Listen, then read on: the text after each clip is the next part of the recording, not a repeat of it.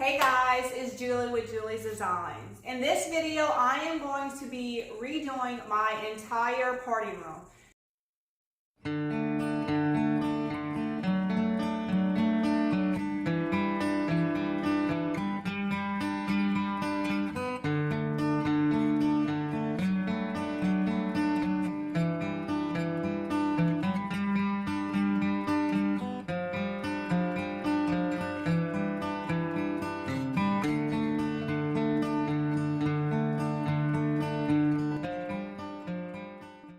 This is a project I've wanted to do for a while, but I was more concerned about doing my house before this room. But this is a room we hang out when we have people over. This is a room that everybody sees more than my house. So it is time to finally make this room look like my style. I want it to match my house and just be really cute.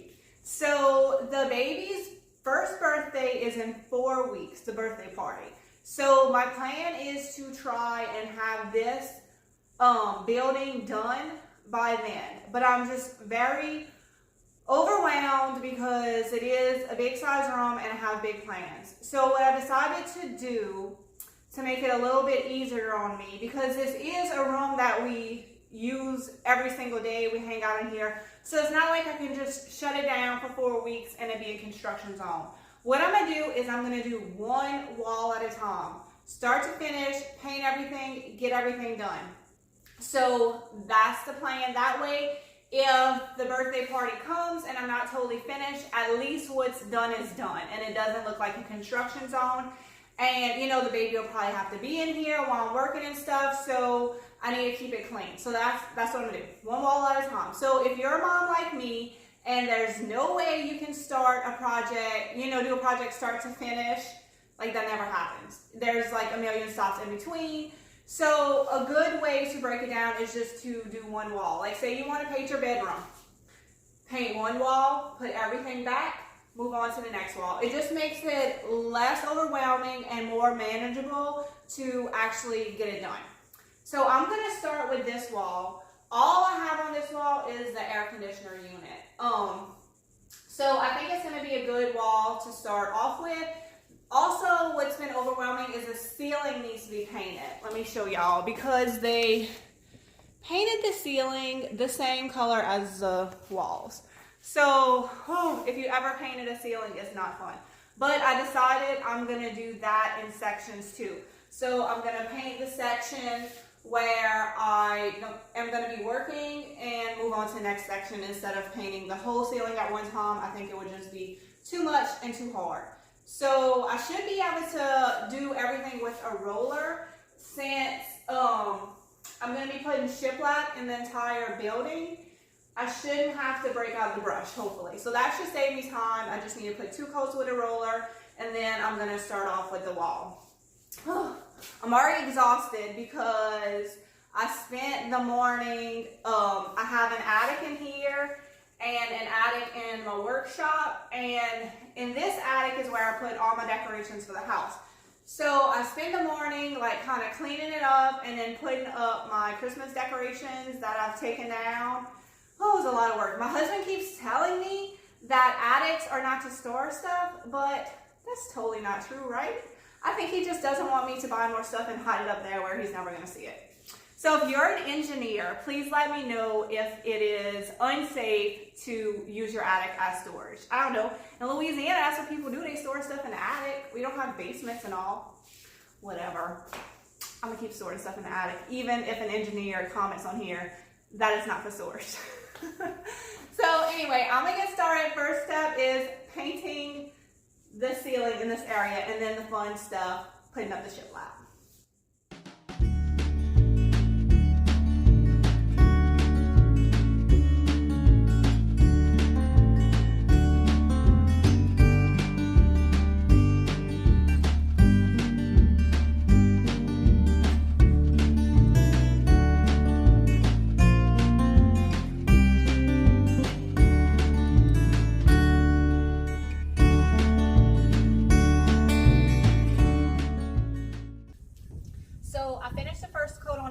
And while I'm waiting for it to dry, I'm going to start cutting out my faux shiplap. Now, back in the day when I started doing this, Home Depot would cut it down for me, but they don't do that anymore. So what I did is I had them cut it down in half. So now I have a 4x4 sheet instead of a big 4x8 foot sheet. That's really hard for me to handle. And I'm gonna cut it down on my table saw to the size I need. So I do 8-inch shiplap. Regular shiplap is 6 inches, but I like it at 8-inch. That's what I did in my house. I just like the way it looks. So I'm gonna cut this down, and the plan is to cut down as much wood as possible and get all my tools into the outside kitchen, because tomorrow, like maybe starting tonight, and I think all day tomorrow, the weather's supposed to be really bad. So I figured we could just hang out in there and I can work. So I'm gonna cut this stuff down. You just set your table saw up to 8 inches. I already did that. And you definitely want to wear safety glasses.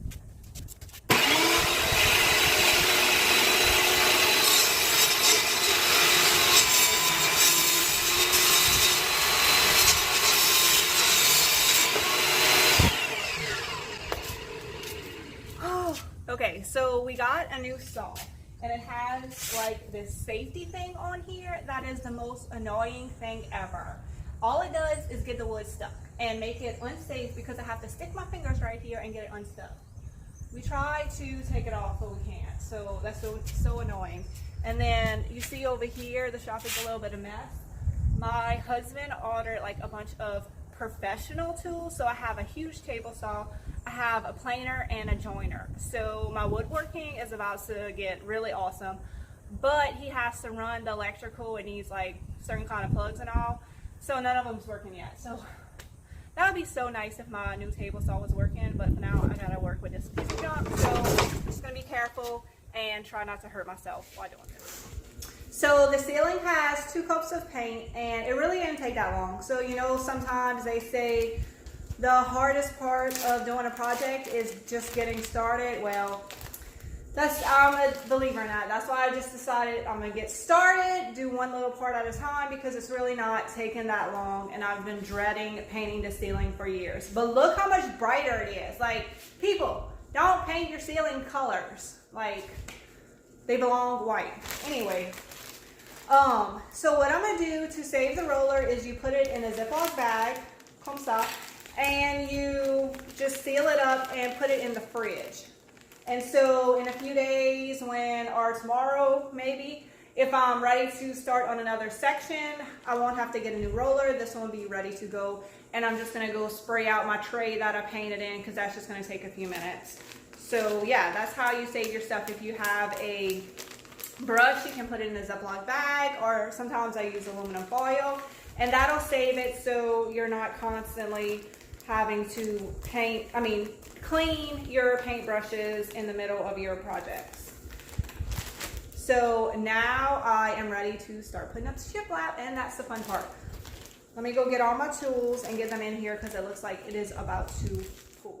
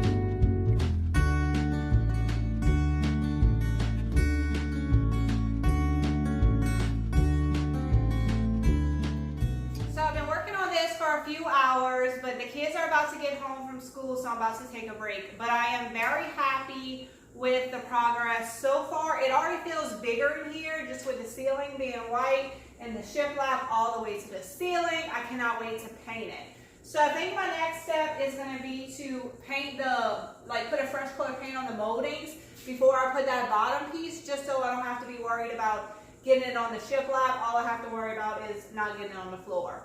So I'm going to paint the moldings and then I'm going to paint the shiplap. I did not paint the creases already, like the cracks in between the wood. If you wanted to, you could paint the whole back color, the back wall first, and then put the shiplap up, but I don't do that. I'm just going to use a brush, a regular brush, and I'm going to paint the cracks as I go. To me, I just need to get started, get it done, and that keeps me motivated to keep working. So that's the plan. I'm just going to paint it with a brush. It'll look good. That's how I did my other ones. And then I just have to move on to the rest of the room, but I'm excited about it.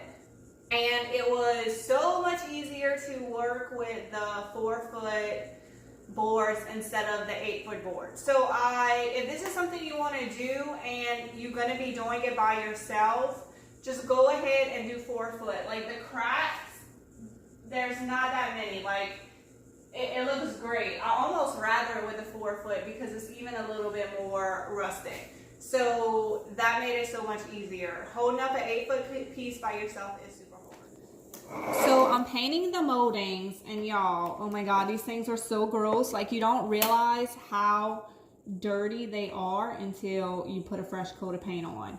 So I just wanted to give y'all a tip. I don't use painter's tape very often because I have a really steady hand. I'm good at trimming, but when I'm painting moldings, I definitely like to put them on the floor. It just makes the process so much faster. And I'm putting on the second coat right now. Since I'm using the same color paint that was already here, probably one coat would have been good, but I don't want to have to do this again anytime soon. So I'm just going to put 2 coats on. That way I know it's absolutely perfect. I am using the color Dover White from Sherwin-Williams. I did not pick this color. This is the color that the previous owners picked. So I just went with it because I did not want to have to repaint all the moldings a totally different color. But it's a very yellow white. So I would not put it on my walls, but it actually is a nice contrast to the very warm white that I do put on my walls. So it works out. Now, the thing is, when you're using painter's tape, you want to pull it up while your paint is still wet, especially when you're using a glossy paint like this. I'm using semi-gloss for my moldings, not gloss. For me, gloss is just way too glossy. I like a semi-gloss. Because if you wait till it's dry, what's going to happen is it's going to pull your paint up on your moldings too. So just a tip right there. I do my first coat. I let it dry good enough. I don't wait too long. You don't want to wait a whole day. I just went through and did the other moldings on my wall and then came back here and I'm going to start the process again and then I'm going to peel it up as I go. I have this blue cabinet right here that we kind of use as a pantry. So my plan for it is to shiplap the sides so it just looks like a part of the wall. And I'm also painting it the same color as the wall. I cannot wait to get rid of this blue color. It makes me mad every time I look at it. So about 2.5 years ago, I went into this like little boutique paint store to get some chalk paint and I wanted a mossy green color. That was my plan, to paint this cabinet and that cabinet. Sorry y'all, some mess in here. And I let the boutique owner talk me into this blue instead of the mossy green I had came into the store for because she thought that would look better in a party room. And like, I just don't know why I didn't trust my instincts and I went with this blue color. And so it just like upsets me every time I see it that I let them talk me into that. So I'm excited to paint it. It's going to be the same color as the wall, so it's just going to kind of blend in and not stick out like a big blue sore thumb. I got all my moldings painted right here in this area, And I still have this wall to paint, and I have the bottom to do. Now that the molding's done, I'm gonna go ahead and put the last pieces on, and the baby's taking a nap, so I'm gonna work on that right now because I can paint while she's in here, but I can't go in and out of this room while she's in here. And then, okay, so now this air conditioner is sticking out like a sore thumb since everything around it's getting a fresh coat of paint. So what I did is this metal piece right here is stuck to the wall. So I put a coat of chalk paint on it because chalk paint sticks to everything. And then I'm going to go back over it with the wall color, so it'll be the same color as the wall. And then this whole front piece pulls off. So what I'm going to do is I'm going to spray paint it this color so it'll blend more in with the wall instead of sticking out like a big ugly air conditioner. Because we in Louisiana, we need our air conditioner. And I already replaced like all the ceiling fans a while back. They had all the lights in here was this fluorescent light, and I wasn't sure of the layout. So I for sure wanted fans because again, we're in Louisiana. But now that I know the layout of this room, I think I'm going to replace this fluorescent light with the fan as well. And then this smaller light fixture over the sink, I'm gonna do a pendant light right there. So that's the plan for this. We also have to be practical in here. And I love this ceiling fan since I do paint a lot in here. All my stuff dries so much faster now. But I am very happy with the progress that I've made in a day and a half. It's looking so much brighter in here. Look at the difference in the ceiling color. Amazing. And I don't know if I said this, but I'm using the Sherwin-Williams ceiling paint. I've never been really a paint snob until I used Sherwin-Williams paint, and now that's all that I use. I love it. It cleans so easy, especially since a lot of stuff I paint is white. It is important for it to be good, durable paint. I've made lots of progress in here. It is looking great. This area has 2 coats of paint, but what I want to do is add in a little more natural wood. So this is my garbage can, which I love. It's big. It's perfect for a big party room. So what I want to do is just sand it down so more natural wood showing through, hopefully more natural wood than the white, and then put a coat of sealer on it so it's easier to clean. Right now it's not very easy to clean. So keeping the same trash can, I'm just going to sand it down and make it look a little more naturally weathered wood look. And then up here, I feel like it needs something on top of this cabinet. So I'm just gonna make a wooden topper to put on top of there. I'm just gonna use a sheet of plywood and then trim it out with some smaller pieces of wood. And I think that's really gonna change the look of this piece. So that's my next steps. So I'm done with this area. I loved how this came out, the top of that cabinet, but I don't know about the trash can. Give me y'all thoughts on the trash can. Does it look good, or is it like a little too crazy looking? I don't know. It might grow on me. I'm just gonna leave it as is for now and decide later, but y'all let me know what y'all think. Does it look good here? I don't know. And I probably won't leave it here. I might put it on the other side of the cabinet where it's like more in the kitchen. And I am dying to start decorating. So on this cabinet, I think I'm gonna do like a collection of cutting boards and breadboards on the side, but I'm holding back, so they're just kind of laying on the floor for now while I look at them. But yeah, that was definitely the right decision to put a little topper on this cabinet.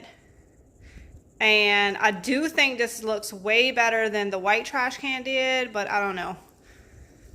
I don't know if I'm loving it. So let me know what y'all think. I need help on this one. It has been 6 days since I started working on this project, and I am just so happy with the way things are coming out. I feel like I have made a lot of progress in 6 days. I decided to just keep going until I ran out of wood. So I bought 8 sheets of wood, and that cost me $120. And I'll do a pan of the room to show you how far I got. I figure it's gonna take me about 10 more sheets of wood to do the entire room. So about $300 worth of wood to do all this faux shiplap.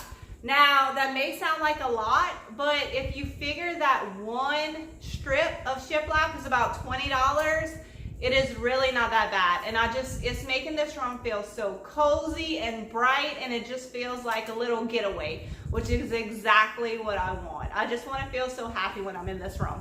So I couldn't help it. I had to start decorating. So, you know, on this wall, I told you earlier I wanted to do like breadboards and stuff. So I put these little clips up. I had ordered them off of Amazon. I thought they were going to be twice the size that they were when they came in. But it's worked out because they're really small, but they're more decorative than a nail. So I use them a lot in my signs where I would have normally put a nail. I use these and they just kind of elevate it a little bit. And just around the house when I want something a little more decorative but small. So I did these and they're 5 inches apart and they're just perfect, and I'll be able to change it out for the seasons. And then right here, I'm gonna make my own little, like kind of like a rod to be able to hang like cute tea towels on, because I always come across cute tea towels but don't really have a place to put them.